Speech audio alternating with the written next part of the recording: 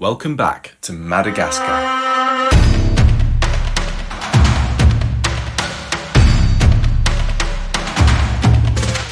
After having such an incredible experience blue water spearfishing in Madagascar last year, myself, Mike Robinson, Carl Crystal and Nick Baxter decided to head back there for another amazing adventure. We speared a wide variety of delicious fish, but the highlight for me was definitely spearfishing my first ever sailfish. We flew from London via Ethiopia to Nosy Be, an island off the north coast of Madagascar. We met Marcel, loaded up the truck and took a half-hour drive or so to Ambatoloka on the south.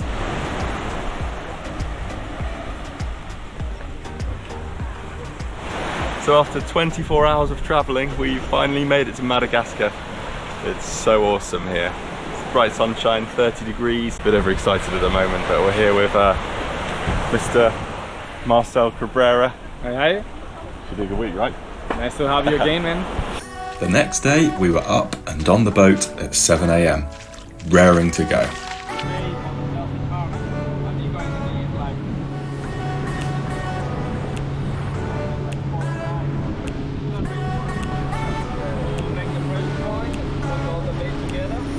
We jumped straight in the water, about 20 miles offshore, into the blue.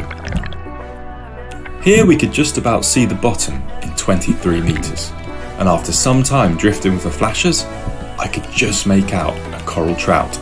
I took a deep breath and headed straight down.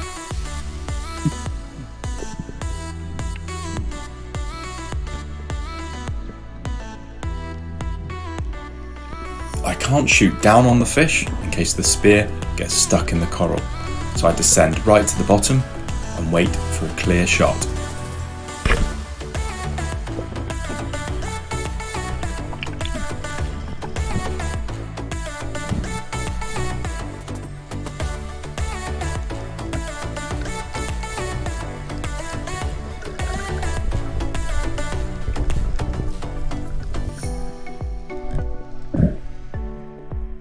These fish are actually quite easy to catch because they go and hide in the coral and then they think they're safe. But this time, this one, he's coming home because these are also absolutely amazing eating. One of the best eating fish in the world, without a doubt, so super happy. Here is a beautiful, succulent piece of that coral trout speared from the Indian Ocean today. Thanks to the guidance of Marcel Tours. It's really, really meaty, juicy. The flavour's quite mild. I hate to say it, it's quite like chicken, right? It's got the fibres. It is. It is. Second day, and we've made it to what is probably my dream spearfishing destination, Castabanks, 50 miles off Madagascar. 2-kilometre water, goes into about 20-metre water, where there's rocks, so there could be reef fish like snappers and coral trouts and grouper. And then as the current pushes us off the rocks, we're in super deep blue water territory, so pelagics, maybe marlin, sailfish. Would really love, obviously, to catch a dogtooth tuna, but super hard to find, super hard to spear. Let's see what we can find. Anything is a bonus. Despite having extremely high spirits and being super excited to dive this mark, things didn't actually go so well. The first problem we had here was losing our bonitos to sharks pretty quickly.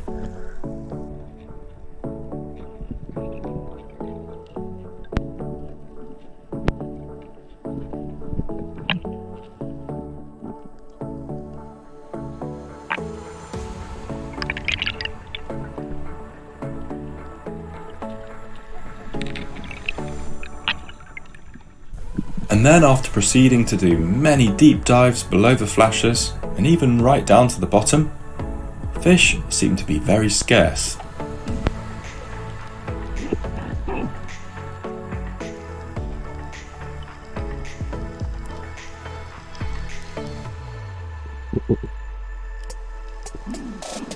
But then, on the last drift of the day, my spirits soar as I can just make out the specks of 2 big dogtooth tuna in the distance.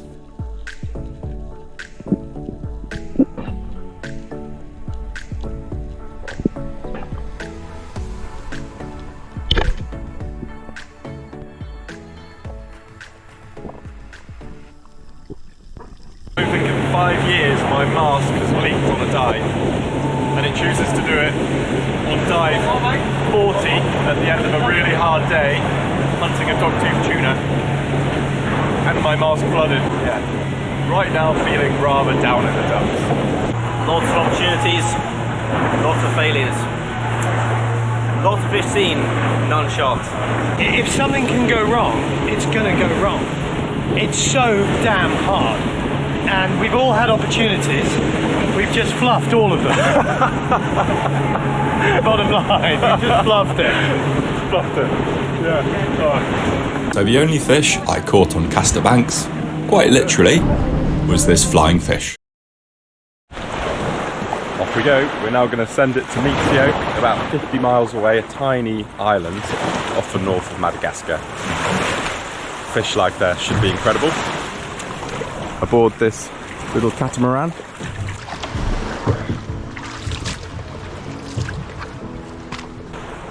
Back's on the beach. Here we go. Here we go. Chef Mike Robinson. We have like 2 hours of navigation because we are a little bit heavy. So we're going straight to the Mitsio, we drop all the stuff that we don't need for go spearfishing, and let's say that today we're gonna have like an afternoon session, mostly looking for Spanish mackerel and possibly GTs and all that kind of trebles and other reef species. And tomorrow weather looks good, and we're going north intermediate banks for big doggies and big pelagic. So yeah, let's go.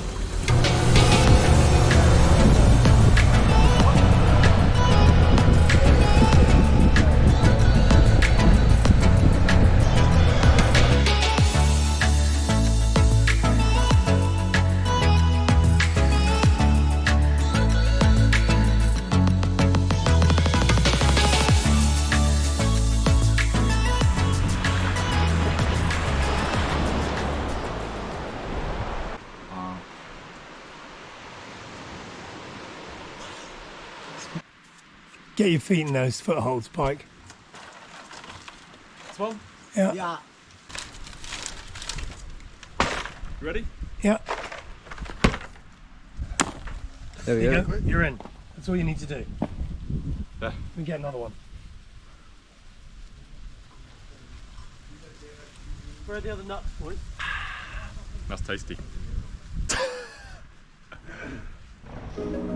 After hydrating with my favourite drink ever, we headed straight out to sea to spend the afternoon spearfishing some inshore marks.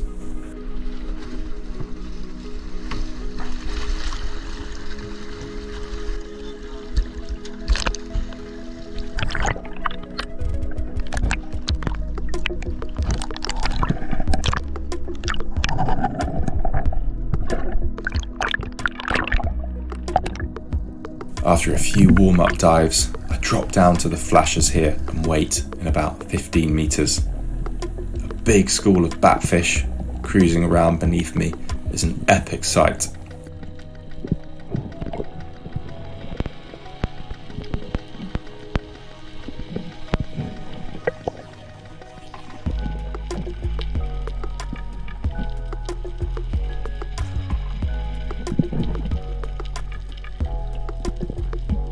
But then, an awesome fish, which is often quite shy, is curious enough to come up, take a look at the flashers, and I line up a shot on my first ever jobfish.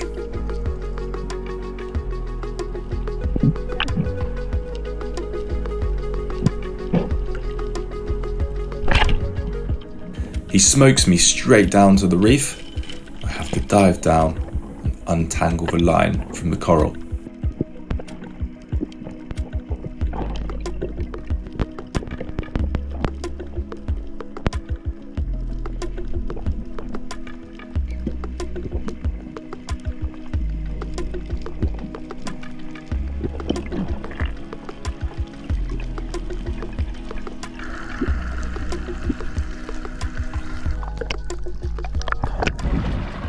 First jobfish, at last.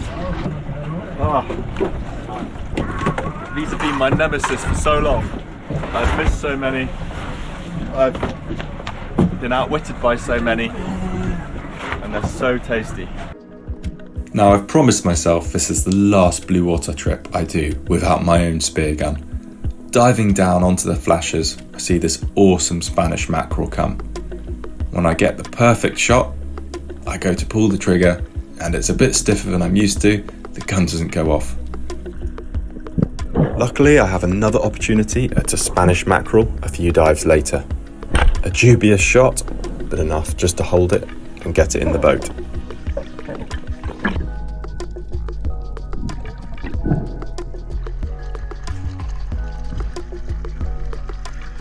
Later on in the day, at the end of a long dive, I'm about to go up and I just flip the camera on as this green jobfish comes out from nowhere. 2 jobfish in one day, 2 brand new species for me.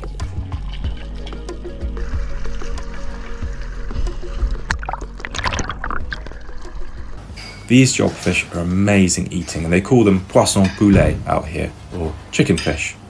And they really are just stunning in fish tartare. Beautiful to eat and share with everyone. And the next day was a big day, heading a long way offshore to some banks where the water was to be crystal blue.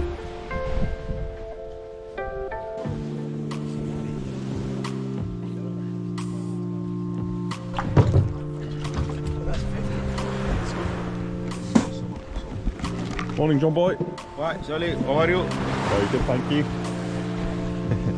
Oh, she blows! She blows! A huge whale just breached about where those birds are. Really? And jumping in the water, we were instantly greeted with a whale calf, which was swimming around us for ages. Really cool to see.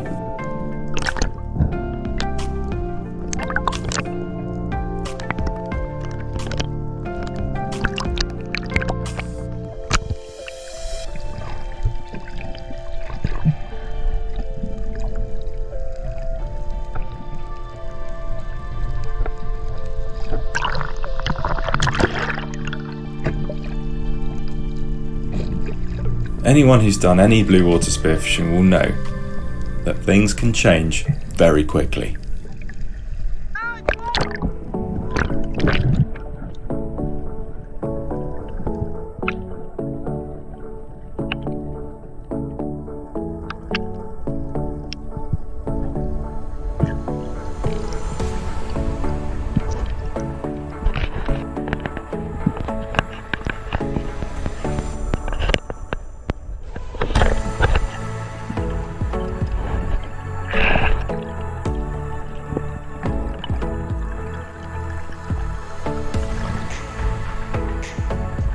Swim as fast as I can, grab the float line, and just hold the fish still so Marcel can go and grab a second shot.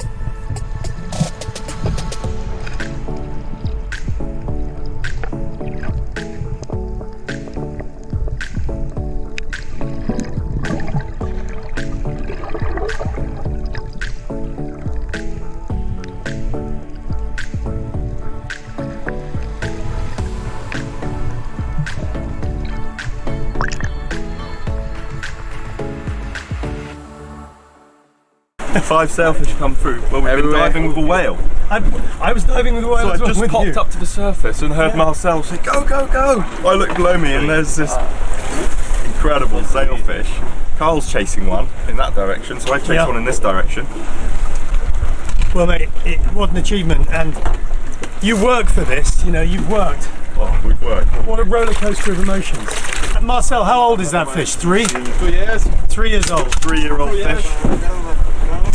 Oh, couldn't be over. First of a few, I hope. And can you imagine how pleased the locals are going to be with that? You ran for what, 20 minutes? Yeah, because it was a little bit, the shot was a little bit back, not in the spine, so he was quite swimming, like, not getting tired, so we put a little bit of pressure, get him tired, and a little bit of luck with the second shot, but it's in the boat. It's in the boat. Sailfish in some parts of the world, they don't like it, but it's delicious, I have to tell you. Yeah, you can eat it in brochettes, fry it, carpaccio, you can do smoke it, cold smoke it as we did yesterday. So it's magnificent fish in all, and it's sustainable. We have a lot here. We just harvest 1 or 2 per group. Enough. It's beautiful. I love these bits on the tail here. Look at that. Hydrodynamics. This is the sail. What's the sail for? To actually help it turn. The sail is like communication. When they use them for when they're hunting bait, they look like massive because they are not. If you follow the sail, it does. I mean, this is a 25 kilo fish. Yeah. 25, 30 kilo fish. But if you open the sail, then you see a massive thing, right? So they use it basically to surround the bait and communicate. Like they lit up the colors. They are like saying, "It's my turn to eat," whatever. It's communication because you see the colors sometimes on the spots and all that stuff. Beautiful fish.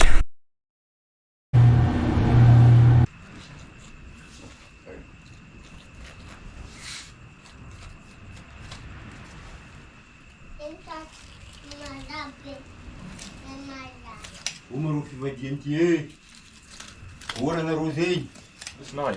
Bloody sharp. Probably the sharpest fillet knife I've ever used.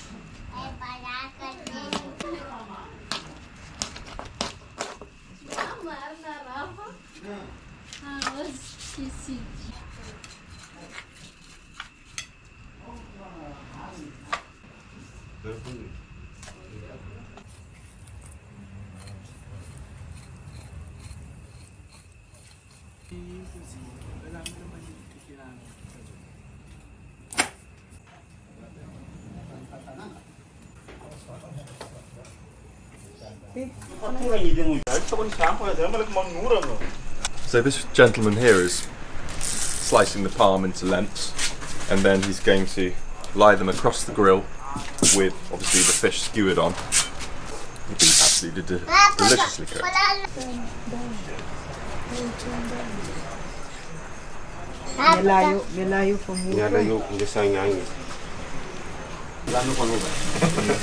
It's kind of awesome that the pelagic fish here are big enough to share with the whole community. We don't get that at home in England. Largest fish you might get is maybe a 10-pound bass.